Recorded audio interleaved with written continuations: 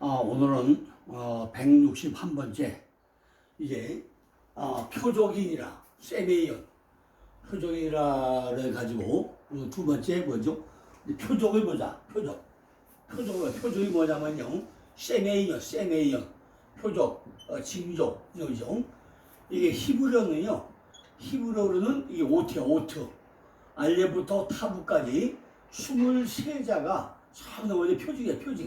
표징, 표시 이런 뜻입니다. 그런데 이걸 뭐라고 하죠? 참 소드라, 소드. 전부 다 쌈의 크루베용, 전부 다 바벨에서 내게 전부 다 소드네. 소드는 뭐죠? 비밀이죠, 비밀은 전부 다 그리스도. 우리가 신앙생활 하면서요, 우리가 반드시 뭘 봐야 된다고요? 우리는 반드시 표적을 보아야 합니다. 우리들도 신앙생활 하면서요, 내가 표적을 보기만 하고 나면요, 절대로 시장이 흔들리지 않아요. 저는 제가 82년 4월 11일 날 예수 믿어가지고요, 83년 9월 3일 날 양순의 수양관에서 하나님을 만났습니다. 1년 동안 기도하면서 하나님, 내가 이제 하나님을 믿게 되는데 내가 눈 감은 하나님 보이고 눈뜨고 보이지 않습니다. 나에게 확실하게 하나님을 보여주기만 하면은 나도 하나님을 확실하게 믿겠습니다 하고 해가지고요, 83년 9월 3일 날 양수리 성화대에서 9월 1일부터 산상 부흥회가 있었는데, 제 밑에 동수한 목사님과 그 친구 5명이서 함께 저녁 9시부터 새벽 4시까지 전부 다 손들고 기도하다가 거기서 하나님을 만났습니다. 그러고 나니까 지금까지 제 신앙이 한 번도 흔들려 보지는 않았어요. 어제도 말씀드린 대로 아침 5시에 일어나서 새벽 기도하고 지금까지 4월 11일 날 예수 믿어가지고 5월 7일부터 새벽 기도 해가지고 지금까지 밤 12시까지 매일 성경 읽고 책 만들고 세미나하고 이렇게 하는 일이 저의 하나의 일과가 되었습니다. 왜? 내가 표적을 보고 나니까 하나님은 살아계신 하나님, 언제나 나와 함께 하나님, 내 안에 계신 하나님, 내가 표징으로 항상 보고 있다는 거죠. 이것이 오트고 소드가 비밀이고 비밀이 그리스도고 내 안에 살아있다는 걸 저는 확실하고 삽니다. 그런데 진짜 표적을 보지 못하고 엉뚱한 표적들만 찾아 헤매고 있는 사람들이 너무너무도 많다는 거예요. 꼭 조건부 시장이죠. 하나님, 내게 무엇을 이런 것만 나한테 해주고 나면은 내가 뭐 하겠습니다. 이런 시장이 우리 조건부 시장이죠. 우리 아들이 병만 낫게 해주면 내가 내가 어떻게 하겠습니다. 이런 조건부. 내가 돈을 이만큼 있는데 10억이나 100억을 주고 나면 내가 어떻게 하겠습니다. 이런 조건들. 이런 것들이 우리는 많이 있다는 거죠.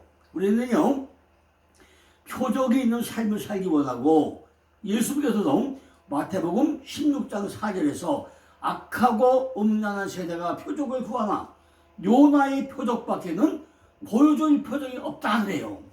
우리가 이 말을 많이 듣는 얘기죠. 그런데 과연 요나의 표적이 뭘까요? 어제 말씀드렸죠. 창세기 1장 1절이 베레시터 바라 엘로힘 에투 하샤마이 에투 하레죠. 이것이 5마디 말씀 7마디 말씀으로 했죠. 그런데 요나의 표적이 뭐예요? 40일이 지나면 니느웨가 멸망하리라. 이것이 뭐예요?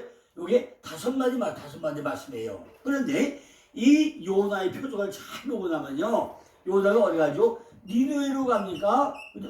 아니면 다시스로 갑니까? 그죠? 이 사건 너무너무 잘 알죠? 그죠? 잘 아는데 이 사건 전체 보고 나면요, 바다는 세상이고 배는 방주, 바로 교회고, 선원들은 이교도고, 큰 물고기는 죄인이고, 폭풍은 이방신이고, 고리배송은 우방신이다. 이런 걸 우리가 확실히 한번 알고 넘어가야 됩니다.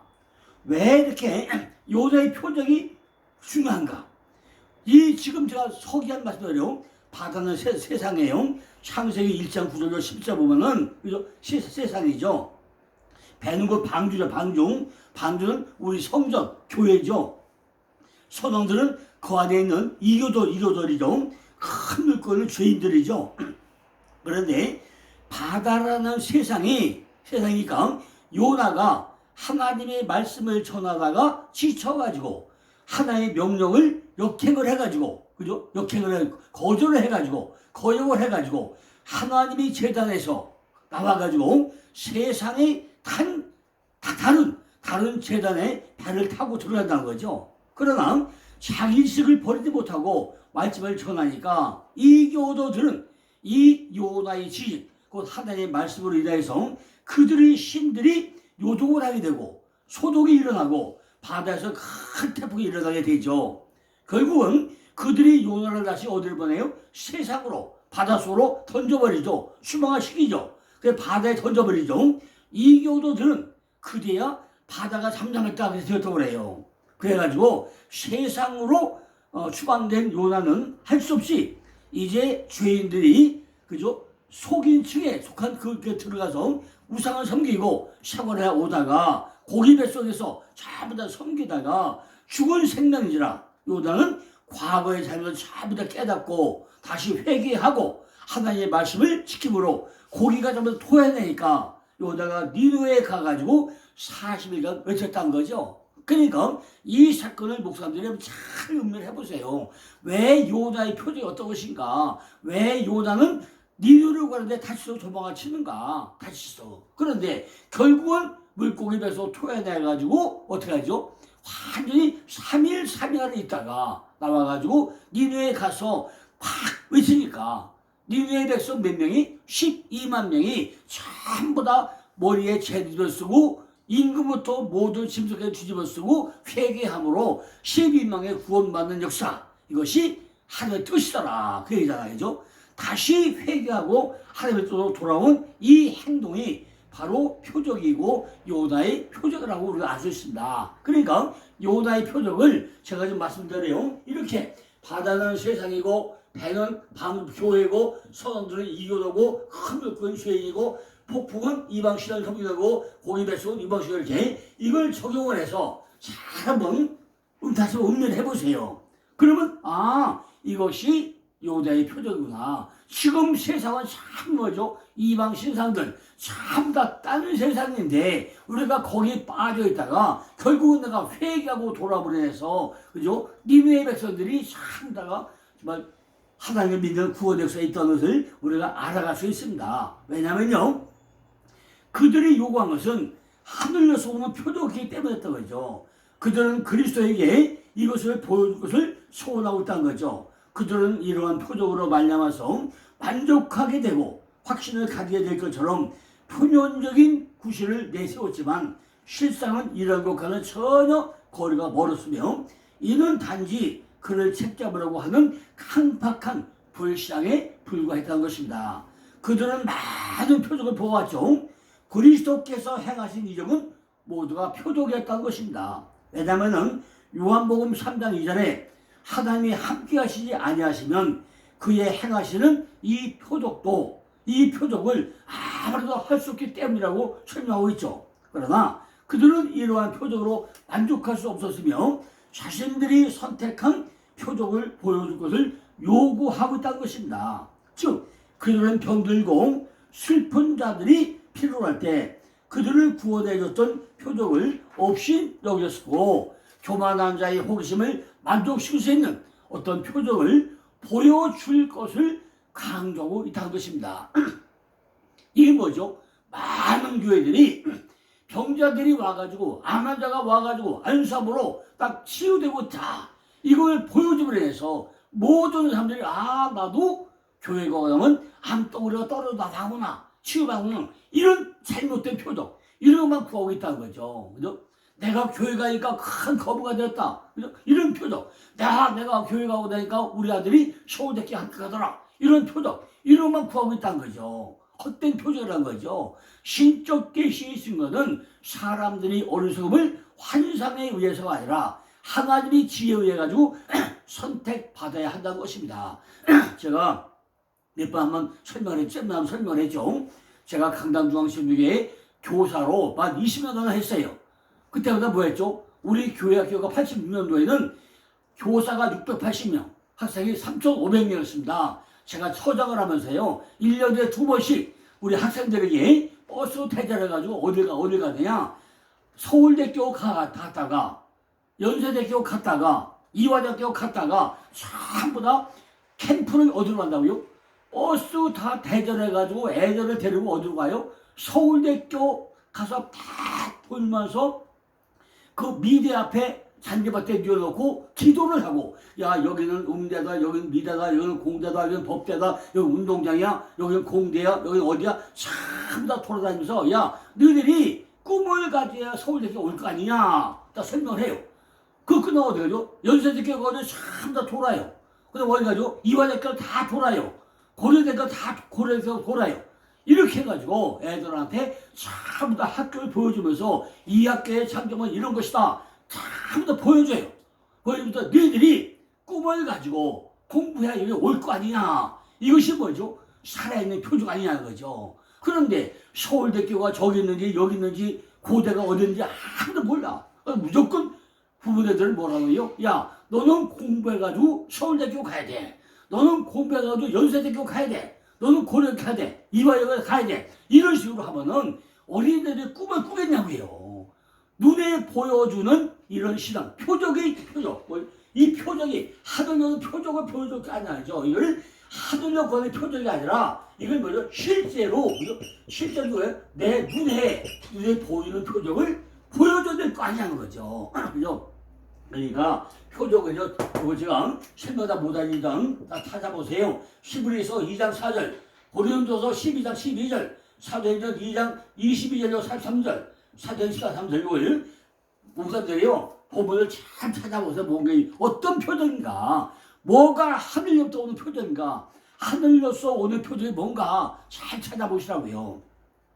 그들이 요구하는 하늘로서 오는 표적은 바로 우레와 번개, 그리고 음성 듣다가 하죠. 우릉쾅 우릉쾅 음악이 떨어지고 막 번개가 들고 하는 음성을 바라고 있다는 거죠. 그런데 느낄 수 있는 감각적인 표적이나 무서운 것들은 영적이고 위안을 주는 복음의 섭리에 어울리지 않는다는 것입니다. 그 의도는 그를 시험하기 위한 것이라는 거죠. 그에게서 배우는 것이 아니라 그를 넘어지게 하려는 그런 것이라는 거죠. 이 요구에 대한 그리스도의 답변은요, 그들을 책망하였다는 것입니다. 그들은 하늘나라가 이미 그들 사이에 있었음에도 불구하고 그 표적만 찾고 있다는 거죠. 하나님이 어디 있다고 했죠? 여기 있다 저기 있다 어디 있다고요? 내 안에 있다고, 내 안에 있다고. 하나님 나라는 이죠? 사두개는 무슨 뭐였죠? 하나님 나라 어디 있습니까? 그러니까 야 하나님 나라는 여기 있다 저기 있다 바로 내 안에 있어. 우리 안에, 내 안에 성전에 있어.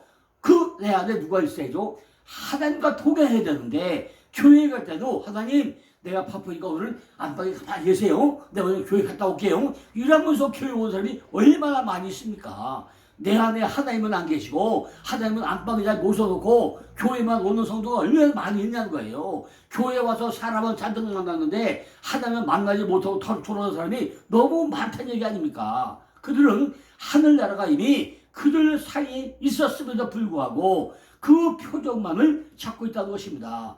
주님이 이곳에 계셨지만 그들은 그것을 알지 못하였다는 거예요. 이와 같이 그들이 불신적인 조상들은 이적이 그들이 일용한 양식이 이었을 때도 주께서 우리 가운데 계신가 또는 안 계신가 라고 반문하고 있다는 것입니다. 지금도 이렇게 반문하는 사람들이 없겠습니까? 얼마나 많이 있겠어요. 바리새인과 사두개인의 마음은 완악하고 어리석었다는 것입니다. 그리고 뭐죠? 너희가 시대의 표적을 분별할 수 없느냐 그래 예수님이. 다시요, 너희가 시대의 표적을 분별할 수 없느냐 물어봐요. 너희는 메시아가 와 있다는 사실을 알지 못하느냐. 지금 메시아가 오지가 얼마나 됐어요. 메시아가 안 왔습니까? 그죠? 재림 예수가 안 왔습니까? 이미 초림 예수가 하나님이 사람을 육체로 왔다가 올라갔다가 지금 오순절 다락방에 재림 예수가 와 있잖아요. 내 안에 성령으로 와 있잖아요. 그런데 아직도 재림 예수가 안 왔다고 눈 빠지게 기다리는 성도가 뭐냐는 거죠. 그러니까 강대성이 바뀌어야 되는데 강대성이 안 바뀌니까 많은 성도들이, 많은 목회자가 지금도 재림 예수가 안 왔다고 눈 빠지게 기다리는데, 그럼 성령으로 온 예수는 어떤 예수예요? 오순절 다락방에 온 예수는 어떤 예수냐고요? 내가 가면 올 거라고 왔잖아요. 그럼 그 예수는 재림 예수가 다른 예수입니까? 잘 보시라고요. 왜 자꾸 너희가 시대의 표정만 분별할 수 없고 다른 걸 찾고 있다는 거죠. 음란한 세대라고 부를 수 있잖아요. 왜냐하면은 그들은 그들 자신들이 하나님의 참된 교인이요 동행자라고 고백하면서도 그를 배반하고 그와 맺은 언약을 깨뜨렸기 때문이라는 것입니다. 바리새인들은요 잠언 30장 2절에 실제로 가늠한 여자들처럼 행동하면서도 자신은 아무런 악도 행하지 않았다고 생각하고 말하자면은 그들 자신이 보기에는 깨끗한 자들이었다 이렇게 살아가고 있다는 것입니다. 그는 그들에게 선지자 요나의 표적을 말씀하고 계시는데 이 표적은 그들에게 아직 주어지지 않았다는 거죠. 이 표적은 죽은 자 가운데서 살아나신 그리스도의 부활과 그의 사도에 의해 가지고 이방인들에게 전파하실 것을 말하고 있잖아요. 요나가 물고기 뱃속에서 3일 3야를 있으면서 이방 시대에 들어가서 잘못했다가 나중에 회개하고 나와가지고 니느웨에 가서 40일 후에 니느웨가 멸망하리라 딱 한마디 하고 어디 가요? 그 동산에 가서 다 모이는데 박농쿨이 올라와서 딱 그러니까 야 쉬어다 했다가 벌려가 딱 물으니까 아니 뭐야 하나님 왜 이걸 또 말려버려 막 또 원망부터 하잖아요. 그러다가 결국은 뭐죠? 다 보니까 왕부터 모든 백성들이 침략까지 전부 다 죄를 뒤집어 쓰고 회개를 하자는 말이에요. 그때 요다가 깨달은 말씀이 뭐죠? 깨달은 5마디 말씀. 우리도 이런 것을 느껴봐야 될 거 아니냐 거죠. 이런 것들은 그의 신적 사명이 마지막에도 최고적인 증거들을 예비하고 있다는 것입니다. 이 논쟁은 갑자기 끝나버렸죠. 그 소리를 따라갔다는 것입니다. 그리스도께서는 그를 시험하는 자들과 오래 머물러 계시지 않을 뿐만 아니라 그와 다투려고 하는 자들에게 곧 떠나가 버렸다는 것입니다. 자, 그러면 이제 세 번째 뭐죠? 강보가 뭐야? 강보가 뭐죠? 욥기에서 나오는 강보가 뭐죠? 강보가 뭐냐? 강보. 주님이 지금 강보에 쌓여서 구유에 누인 아기를 오셨다고 하는데 강보가 뭐예요? 강보. 창세기 1장 1절 뭐죠? 토보 그 알펜의 한마임을 했어요. 하나님이 창세기 1장에 베레시트 바라 엘로힘 에토 하샤베드 하레츠 이렇게 천지를 창조하고 우리 마음속을 보니까 혼돈과 공허와 흑암이 잔뜩 있다는 거죠. 이렇게 전부 다 주님도 뭐예요? 강보에 쌓여서 왔는데 흑암으로 쌓여서 왔다는 거예요. 흑암에. 그죠? 토보 후셰크 그걸 강보에 흑암으로 써왔다는 거죠. 기쁜 소식을 가지고 오는 그분은 지금 내게 뭐예요? 그리스도로 왔다. 그리스도로. 보이는 예수 시간으로 왔다가 내 안에 임마누엘로 들어왔다가 마지막에 뭐죠? 드디어 이스라엘의 목자 바로 그리스도로 오셨다는 거죠. 그분은 우리의 주인으로 예수는 구원자로 그리스도는 기름 부음 받은 자 왕으로 오셨다는 거예요.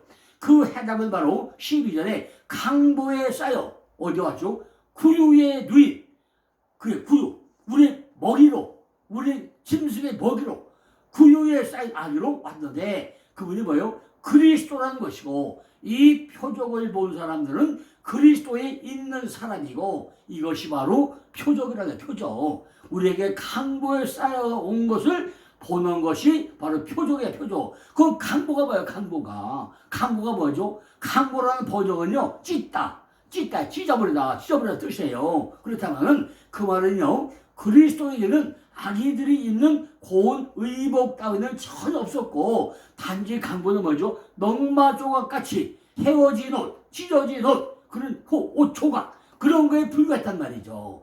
전도서 10장 1절 보니까 죽은 파리가 향기름으로 악취가 나게 하는 것 같이 적은 우매가 지혜와 촌기로 패하게 하느라 그랬어요.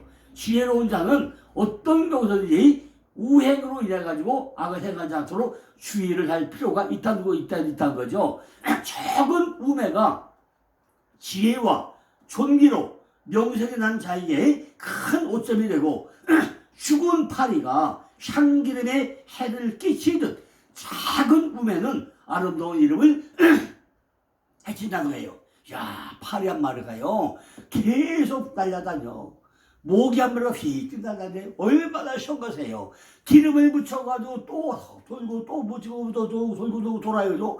모기 한 마리가 또 물고 또 돌고 또 돌아요. 얼마나 성가십니까. 그죠? 그런데 그 파리가 기름에 묻혀가다가 결국은 기름에 빠져 죽었단 말이죠. 그럼 그건 뭐가 돼? 악취가 나, 악취가. 진정한 지혜는 이렇게 진정한 명예가 있다는 거죠. 참 지혜는 명성을 얻게 해주고 보배로운 기름이 들어있는 옥합 같아서 즐겁게 해주는 것이 매우 가치가 있는 것이라는 거예요. 매우 많은 지혜를 통해서 천신만고로 획득한 명성도 매우 적은 우매로 말려놔서 쉽사리 상실되고 만다는 거죠. 우리들이 신앙생활이 포장만 하는 신앙생활로 그 속에서 악취가 나고 근처에 가기가 싫다는 거예요. 우리가 신앙생활 30년 했는데 보니까 향내가 나지 않고 악취가 세상 냄새만 나다는 말이에요. 그리스도의 향기가 나야 되는데 그리스도의 향기는 하나도 없고 뭐 믿음이 있어야 그렇게 향기 날 거 아닙니까? 그런데 파리가 전부 다 돌고 하다가 악취를 풍기는 것처럼 죽은 파리가 향내를 다 악취를 만든 것처럼 우리가 그런 생활을 하고 있다는 거죠. 우리들이 신앙생활이 포장만 잘하는 그런 신앙생활 속에 빠져있지는 않느냐는 거예요. 그 속에서 악취가 나고 근처에 가기가 싫다는 거죠. 야, 저 사람이 예수 믿는 사람이야? 저 사람 같으면 예수 안 믿어. 내가 저런 사람 같으면 그 교회 왜 가? 교회에다가 내가 저 따위야? 이런 소리 듣는 사람이 한두 명이란 말이에요. 그죠? 그러니까 10년, 20년 교회 다니면은 외형만 근사하다는 거죠. 포장만 잘하고 다녀, 옷만 차리고 다녀. 이게 뭐하는 거죠? 네가 장로네, 골단에, 집사네, 뭐나 뽐만 대고 다니는데 그 속에 보니까 그리스도의 향기가 전혀 나지 않고 사망의 냄새만 풍기고 다니고 있는 사람이 너무너무 많다는 거죠. 하나님, 우리가 잘 생각해 보시라고요. 나는 혹시 거기에 포함되고 있지 않나? 내가 그런 사람이 아닌가? 잘 생각해 보시라고요. 고린도후서 14장 15절 보니까 항상 우리를 그리스도 안에서 이기게 하시고 우리로 말미암아 각처에서 그리스도의 아는 냄새 같은 하나님께 감사하도록 했어요. 우리는 그리스도의 향기를 풍기면서 달려야 돼요. 내가 보면 저 사람은 정말 예수 믿는 사람이네. 그리스도 향기를 풍기는데 어디서? 하나님 앞에서 그리스도 향기라고 해요. 우리가 어디서? 내가 하나님 앞에서 그리스도의 향기 같은 그런 삶을 살아야 된다는 것입니다. 복음에는 다른 효과가 있다는 거죠. 받아들이는 사람에 따라서 전부 다 다르다는 거예요. 어떤 사람은 구원을 받지만은 어떤 사람은 멸망을 받기도 한다는 거죠. 이걸 복음이 가지고 있는 효과도 하나요. 복음이 복음이요. 로마서 1장 2절, 데살로니가서 2장 13절, 갈라디아 1장 11절, 히브리서 10장 9절, 누가복음 10절, 이거 잘 찾아서 복음이 뭔가. 그리고 복음의 일반적 요소가 뭔가. 사도행전 15장 7절에 뭐죠? 믿게 하시려고. 빌립보서 1장 10절에 사랑으로 하나가 되게 하시려고. 골로새서 1장 23절에 복음의 소망 안에서 그랬어요. 또 복음의 힘이 있으니 로마서 1장 16절 17절, 사도행전 20장 24절, 고린도전서 15장 2절, 고린도전서 9장 16절 잘 찾아보세요. 제가 설명 다 못하니까 전부 다 찾아보시면은 복음이 어떤 것인가, 왜 우리가 복음 안에 있어야 되는가 아마 확실하게 이해를 할 수 있습니다. 다른 사람에게는 복음은 생명으로조차 생명에 이르는 냄새가 돼야 된다는 것입니다. 복음이 뭐라고요? 생명으로조차 생명에 이르는 냄새를 풍겨야 된다는 거죠. 겸손하고 은혜로운 영혼에게는 복음은 뭐죠? 가장 기쁘고 유익한 것이 되어야 한다는 것입니다. 꿀보다 더 단 것같이 가장 향기로운 냄새보다 더 향기롭고 더 값져야 된다는 거예요. 복음은요, 죄와 허물로 죽은 사람을 살린 것 같이 그들을 생동하게 하고 영생으로 인도를 해야 한다는 것입니다. 내 속에 우매한 것, 지혜와 존재로 패하게 되어 벗어나려고 발버둥 치지만은 잘 안 된다는 거예요. 하나님을 향한 갈급함이 없으면 우리는 악취를 품을 수밖에 없다는 것입니다. 다시요, 어떻게 해요? 하나님을 향한 갈급함이 없으면은 우리는 악취를 품을 수밖에 없다는 거예요. 고린도후서 2장 10절에 보니까 이 사람은 사망으로 쫓아 사망에 이르는 냄새요, 저 사람에게는 생명으로 쫓아 생명에 이르는 냄새라. 누가 이것을 감당하리요 그랬어. 그러므로 우리들이 항아리가 하나님의 영으로 가득 채워야 돼. 항아리가 뭐야? 항아리가 이 안에 내 성령이 항아리잖아요. 이 항아리에 뭘 채워야 돼요? 말씀으로, 물로 가득 채워야 되는 거 아닙니까? 지금 요한복음 2장은 뭐하죠? 가나 혼인자에서 항아리가 몇 개 있어요? 항아리 6개 있었잖아요. 6개가. 그 빈 항아리에다가 빈 뭐죠? 물로 채워서, 물이 뭐죠? 말씀이잖아요. 말씀으로 채우는데 아직 항아리가 안 차니까 예수님 뭐라죠? 아직 내 때가 아니다 그러잖아요. 항아리 차다 꽉 물이 차서 넘치니까 이제 떠다 주라 그래. 떠다 주라. 이렇게 우리 안에 있는 항아리가 하나님의 영으로 가득 채워져야 된다는 것입니다. 이걸 모르고는 도저히 할 수가 없다는 거죠. 그죠? 자, 이렇게요. 우리가 정말 어떻게 하죠? 누가복음 2장 보니까 예수님이 왜 강보에 쌓여가지고 그 위에 누워졌는지 그 해답이 욥기서에 자세하게 설명되어 나와 있습니다. 욥기서 38장 9절 보니까 뭐죠? 욥기서 38장 9절을 보고 나면요, 그때 내가 구름으로 그 의복을 만들고 흑암으로 그 강보를 만들고 그랬어요. 아니, 구름으로 의복을 만들고 흑암으로 강보를 만들어. 흑암이 뭐지? 흑암이 아라펠 칼 만들죠. 그죠? 그래가지고 예수님께서 태어날 때 흑암의 강보로 쌓여가지고 그 위에 놓였다는 이와 똑같은 일을 욥기서 34장 9절에 설명하고 있단 말이죠. 우리가 흑암이었기 때문에 강보에 쌓아가지고 그 위로 보냈다는 것입니다. 아까 창세기 1장 2절을 보았죠. 토보호셰크, 혼돈과 고와 흑암으로 꽉 채워왔기 때문에 강보에 쌓아가지고 그 위에 보냈다는 거예요. 그 위에 누워있다는 이야기는 심성들의 먹이가 되기 위해서 보냈다는 거예요. 예수님이 이 땅에 오신 것은 죄인들의 모양으로 오셨잖아요. 죄인의 모습으로 왔는데 강보에 싸서 왔다는 것이고, 욥기서는 이것을 흑암으로 왔다고 설명하고 있는, 흑암으로 왔다고 설명합니다. 이 말씀은 태초의 천지창조사과 똑같은 관계를 지금 설명하고 있는 것입니다. 창세기 1장 1절에 태초에 하나님이 천지를 창조하라고 그랬죠. 그런데 하나님께서 천지를 창조해놓고 보니까 우리들이 마음속을 보니까 이 땅은 1장 2절에 땅이 혼돈하고 공허하며 흑암의 깊음 위에 있고 하나님의 신은 수면에 운하이라고 설명 나오죠. 아직 빛이 창조되기 이전에 우리들이 심령박대의 상태는 혼돈하고 공허하며 흑암이 깊음 위에 있는 것 같이 엉망진창 뒤죽박죽이었다는 거예요. 지금 우리들이 마음속이 어떤 상태입니까? 지금 목사님들의 마음 상태가 어떤 상태입니까? 땅은 혼돈하고 공허하며 흑암이 깊음 위에 있는 것 같지는 않습니까? 욥기서 3장 19절 같이 광명의 초선은 어느 길로 가는 것이며 흑암의 초선은 어디냐고 우리에게 질문해봐야 되지 않습니까? 빛과 어둠이 그들이 어디에 있는지, 그를 권세 있는 왕들이 단 하나의 세계에서 번갈려 가면서 통치하며 어디에 자기의 조종을 분명히 베푸는지 그가 말할 수 있느냐 물어봐요. 우리에게 하나님은 자기의 광명을 형성하시고 흑암을 창조하신 일에서 영광을 얻으신다고 그랬잖아요. 빛이 없다 보니까 아직은 분별이 안 되고 있다는 거죠. 우리가 빛이 없는 흑암이기 때문에 우리와 맞추기 해가지고 강보에 쌓아가지고 왔다는 거예요. 욥기서 38장 22절 24절 보니까 네가 눈 곶감에 들어갔었느냐, 우박 창고에 보았느냐, 내가 환란 때와 전쟁과 격투를 위하여 이것을 저축하였노라. 광명이 어느 길로 말미암아 뻗치며 동풍이 어느 길로 말미암아 땅에 흩어지느냐. 아이고 하늘이요. 뭐가 있다고요? 눈 곶감이 있어. 눈 곶감. 우박 창고 있다는 거죠. 어디가? 하늘에 보니까 눈 곶감도 있고 우박 창고도 있다는 거죠. 그러니까 하나님이 인간이 말하는 대로 뭐죠? 우박을 막 내리고 눈도 막 곶감이 터뜨리고 이거잖아요.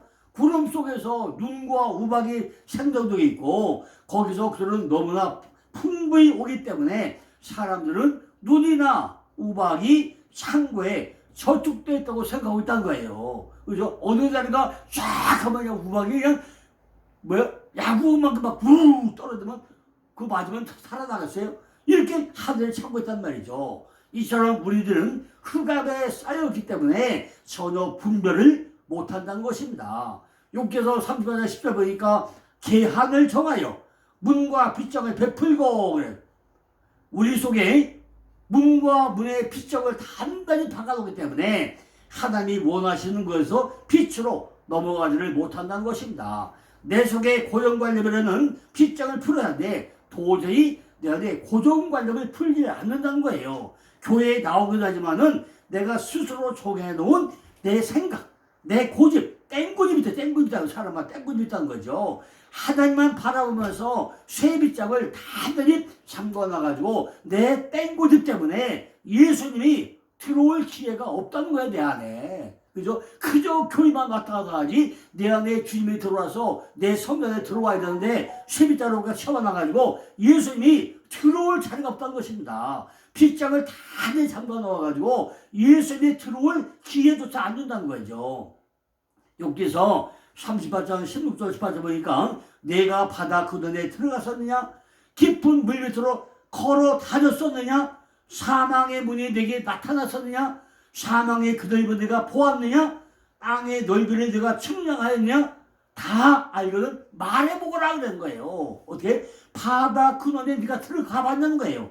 깊은 물 밑으로 네가 들어가 봤냐는 거예요. 사망의 문에 네가 나타내봤냐는 거예요. 사망의 그늘을 내가 보았느냐는 거예요. 땅의 넓이를 내가 측량해 봤냐는 거예요. 네가 봤으면 나한테 말해봐. 말해봐. 이런 얘기잖아요. 지금 욥에게 하는 소리가 지금 누가 해요? 우리에게 하는 얘기잖아요. 우리가 존재의 확성을 인정하는 중에서 빛보다 더 확실하게 믿을 수 있는 가시적 존재는 없다는 거죠. 왜냐면요. 마찬가지로 존재를 묘사하고 있는데 빛보다 더 까다로운 것은 없고 그것이 무엇인지 결정하는 데 있어도 빛보다 더 의심스러운 것은 없다는 것입니다. 17절에 보니까 사망의 문이 내게 나타났었느냐? 죽음은 큰 비밀이라 그래요. 인간은 자기 시간을 알지 못한다는 것입니다. 그러나 우리는 죽음 저편에 있는 하늘의 문이 우리에게 열릴 것을 확실히 우리는 믿어야 한다는 거죠. 땅의 넓이에 대해서 내가 그것을 알았느냐? 그 모든 것을 주님께서 해주기 전에는 안 된다는 거예요. 다만 사망의 염려만 하면서 살아가고 있다는 것입니다. 자, 오늘 여기까지 하고요. 내일 이제 욥기서 말씀을 또 드리겠습니다. 감사합니다.